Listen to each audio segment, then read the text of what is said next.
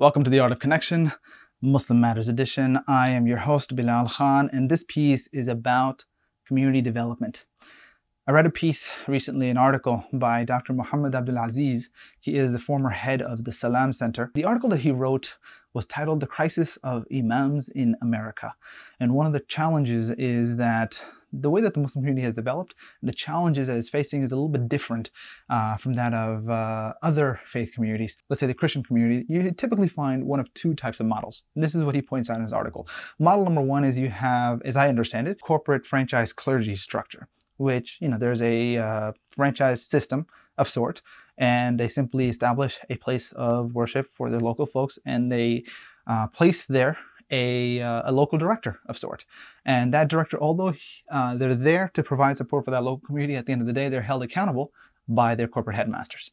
Then you have the other type where you have a local visionary of sort who has ideas of spiritual development and so on, and this pastor gathers a following locally, and through the support of that following is able to establish some sort of local institution.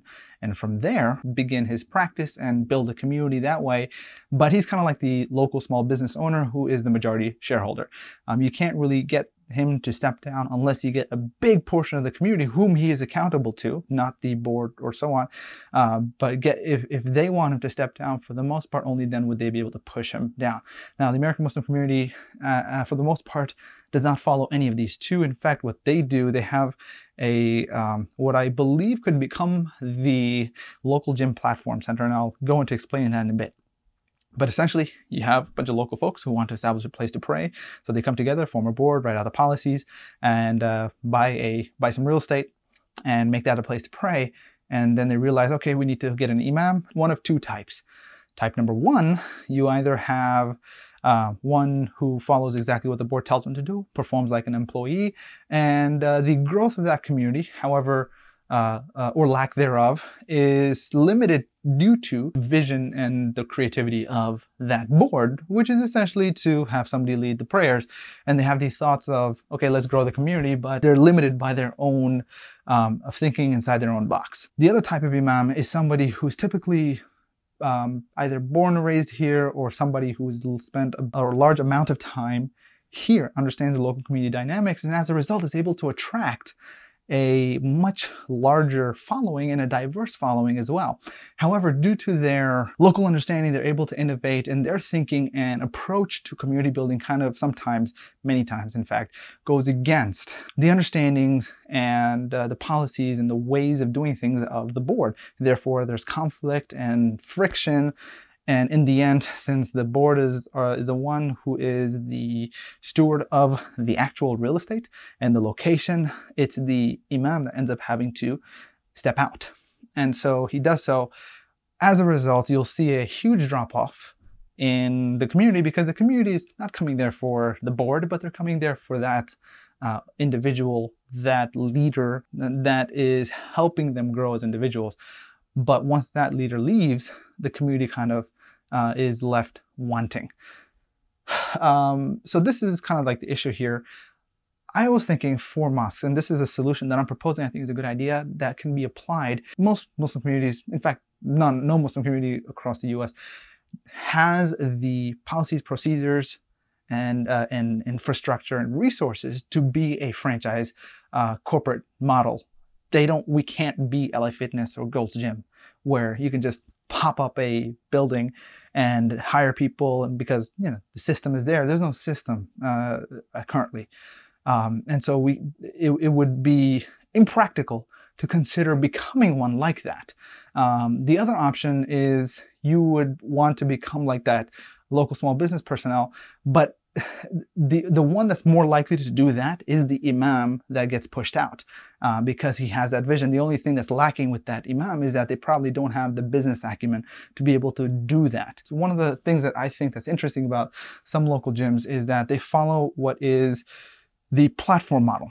So a local business owner himself is not a specialist, but has an idea of owning a gym.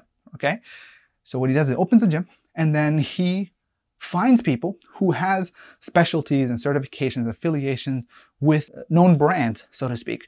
So imagine this gym owner finding a certified CrossFit specialist, a Krav Maga level 3 instructor, a black belt or even a red belt in jiu-jitsu, a black belt in some sort of martial arts, and just a straight up strength and conditioning coach, may or may not be CrossFit or whatever. And he gets like these 5 different personnel, and he basically lets them know, hey, here's your platform.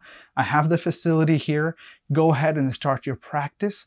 I'll take care of the marketing. I'll take care of the overhead infrastructure. You can establish your practice here. I'll just take a percentage of every student or every customer or client that you get.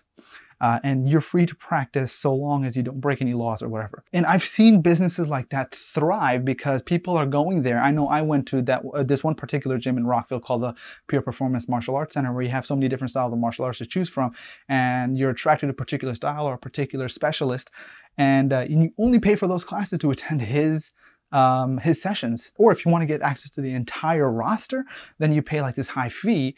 But very few people do that. In fact, I see there's another gym called Primal Fitness out in DC where they offer 2 things. You can either do parkour or you can do CrossFit, but it's all out of the same facility, same platform.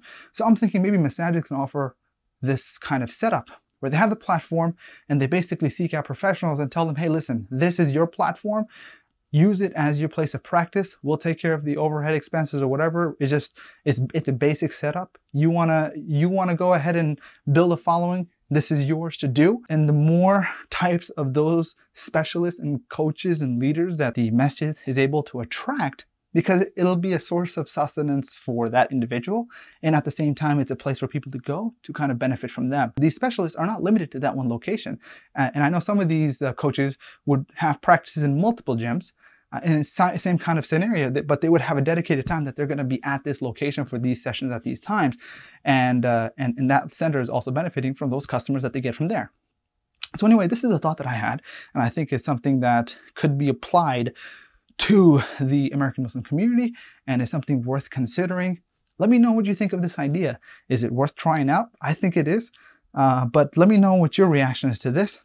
I would love to hear your thoughts. Just put it in the comments below. May you be blessed with peace, safety, security, and freedom now and in the days to come. I'll see you soon.